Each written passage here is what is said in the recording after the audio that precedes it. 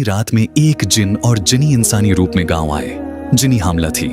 मर्द दाई इमा को लाया और शर्त रखी कि बसमल्ला न पढ़ना वरना बच्चे पैदा होना बंद हो जाएंगे। पूरी रात बच्चे पैदा होते रहे, मगर फज्र की अजान पर दाई के मुंह से बिस्मिल्लाह निकल गया और सब रख गया। गुस्से में जिन ने उसे जलते कोयलों की ताली मजदूरी दी, जो वो रास्ते में फेंकती आई, मगर एक कोयला रख लिया।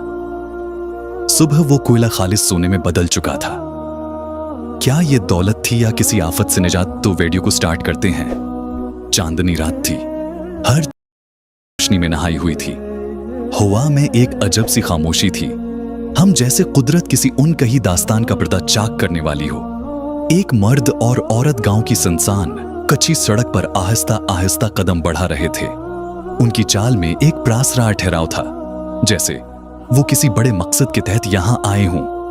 वो आम इंसान नहीं थे, बल्कि रूहों की दुनिया से ताल्लुक रखते थे। जिन और जिनी जो इंसानी शक्ल में उस गांव में आए थे। जनी हामिला थी और अचानक उसके चेहरे पर तकलीफ के आसार नुमायां हो गए। वो थोड़ा रखी अपने शोहर की तरफ बेबसी से देखा और कहा, वक्त आ गया है, जल्दी करो। मर्द ने एक पल के लिए आसमान की तरफ देखा, जैसे किसी पुशीदा इशारे का मुंतजर हो, और फिर तेजी से गांव के एक घर की तरफ बढ़ा।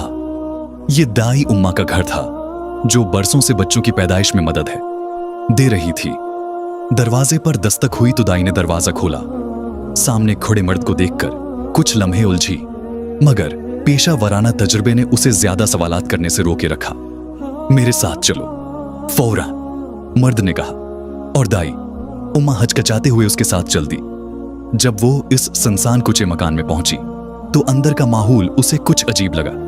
जनी दर्द से कराह रही थी, मगर उसके चेहरे पर वो आम मां जैसी बेचैनी नहीं थी, बल्कि कुछ और ही था, कुछ ऐसा जो दाई उम्मा की नजरों से पोशीदा था। दाई ने जल्दी से अपना सामान निकाला और काम में लग गई, मगर जैसे ही उसने पहला बच्चा वसूल किया, जिनी ने सरगोशी में कहा, याद रख, बच्चे पैदा होते रहे, तुमने बिस्मिल्लाह नहीं पढ़नी वरना सब कुछ रख जाएगा। दाई हैरान हुई, मगर खामोश रही। रात का पहर गुजरता गया और दाई उम्मा मुसलसल बच्चे वसूल करती गई। ये सिलसिला रका नहीं, एक के बाद एक बच्चा आता रहा।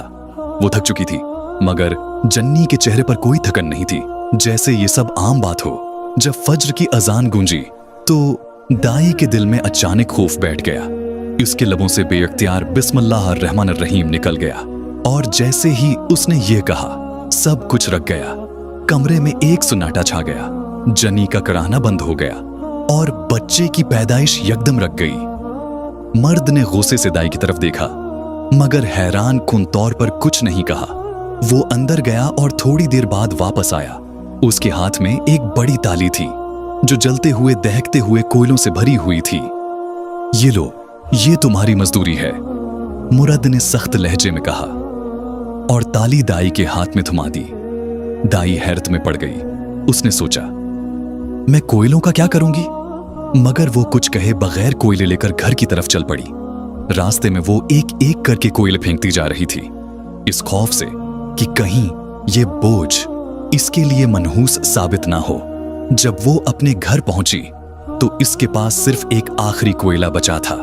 इसने सोचा, ये मैं अपने शौहर को दे दूंगी, वो उसे हक्के में जलाएगा। इसने वो कोयला एक तरफ रख दिया और थकन से बस्तर पर गिर गई। मगर सुबह जब सूरज की पहली किरण खिड़की से अंदर आई तो दाई की नजर इस आखिरी कोयले पर पड़ी, और जो मंजर उसने देखा, इसने इसकी रूह तक हिला दी। वो कोयला खालिस सोने में बदल चुका था।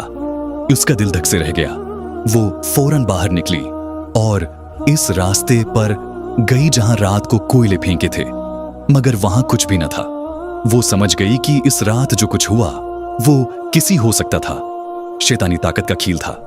अगर वो तमाम कोयले ले आती तो क्या सब सोने में बदल जाते, या शायद उस पर कोई होलनाक आफत आ जाती। ये सोचकर उसके बदन में झरझरी दौड़ गई। उसने वो सोने का टुकड़ा अपने शोहर को दिया और वो हैरानी से बोला, ये तुम्हें कहां से मिला? दाई ने सिर्फ इतना कहा, ये एक चांदनी रात का राज है जो ना मैं समझ सकती हूं और न तुम। ये कहकर वो खामोश हो गई, मगर उसके दिल में हमेशा के लिए ये सवाल रह गया کہ کیا اس رات اس نے ایک دولت کا موقع گنوا دیا یا کسی ان دیکھے خطرے سے بچ گئی؟ شاید یہ وہ راز تھا جو ہمیشہ چاندنی راتوں میں دفن رہے گا۔